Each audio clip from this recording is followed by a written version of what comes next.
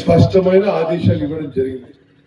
ఈ 2160 ఫ్లాట్లతో సహా ఇక్కడ అవసరం ఉన్న ఇది తెలంగాణ, ఇది పూర్తయిన తర్వాత తెలంగాణ రాష్ట్రంలోనే కాదు, బహుశా నాకు తెలిసి భారతదేశంలోనే వీకర్ సెక్షన్స్ కి, నిరుపేదలకి ఒక మోడల్ హౌసింగ్ కాలనీగా నిలబడుతుందని చెప్పి నేను భావిస్తున్నాను. అంటే ఇది ఒక కొత్త పట్టణం కట్టినట్టే. ఇది సరే, దాంట్లో కొన్ని ప్రాబ్లమ్స్ వస్తున్నాయి, దానికి అది ఎట్లా సార్ట్అవుట్ చేయాలో, ముందుకు పోవాలో ఒక పాజిటివ్ యాటిట్యూడ్ ముందుకు పోతున్నాం.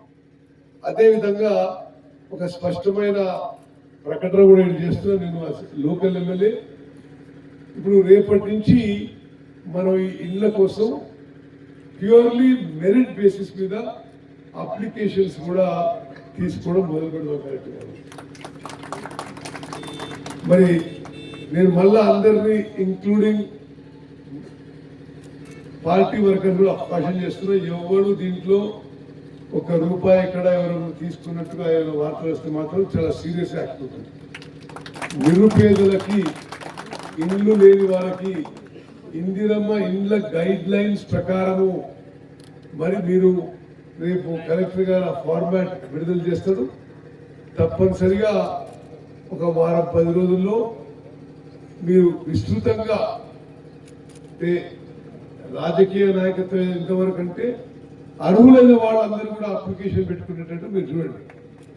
అండ్ 100% హుజూర్ నగర్ పట్టణంలో, హుజూర్ నగర్ మున్సిపాలిటీలో ఎంతమంది అర్హత ఉంటే అంతమంది మరి తప్పనిసరిగా ఇక్కడ ఇల్లు కేటాయిస్తాం. అదేవిధంగా ఇప్పుడే గౌరవనీయులు శ్రీనివాసరెడ్డి గారు అక్కడ లోపల మా రివ్యూ మీటింగ్ లో చెప్పారు, ఈ యొక్క మోడల్ హౌసింగ్ కాలనీలో ఒక స్కూల్ బిల్డింగ్, ఒక హెల్త్ సెంటర్, ఒక అంగన్వాడీ కేంద్రము, ఒక కమ్యూనిటీ సెంటర్, ఒక ప్లే గ్రౌండ్, ఇటువంటి water connections, electricity connections, sewerage line, CC రోడ్లు, బేసిక్ ఎమ్యూనిటీస్ ఒక ఊరికి, ఒక హౌసింగ్ కాలనీకి కావాల్సినవి తప్పనిసరిగా మంజూరు చేస్తామని చెప్పి వారు లోపల ప్రకటించారు. అధికారులకు కూడా ఆదేశాలు ఇవ్వడం జరిగింది. 31 మార్చ్ డెడ్ లైన్ ఇచ్చారు. మరి 31 మార్చ్ పూర్తి కావడానికి ముందు ఇప్పుడు జనవరి 7వ తారీఖు మనం ఒక వారం 10 రోజులు అప్లికేషన్ ఇస్తున్నాం. ఆ తర్వాత ఒక 10-15 రోజులు వెరిఫికేషన్. నేను సభాముఖంగా చెప్తున్నా, అర్హులైన వాళ్ళకి అందరికీ ఇస్తాము, అర్హులు కాని వారికి ఒక్కరికి కూడా ఇవ్వము.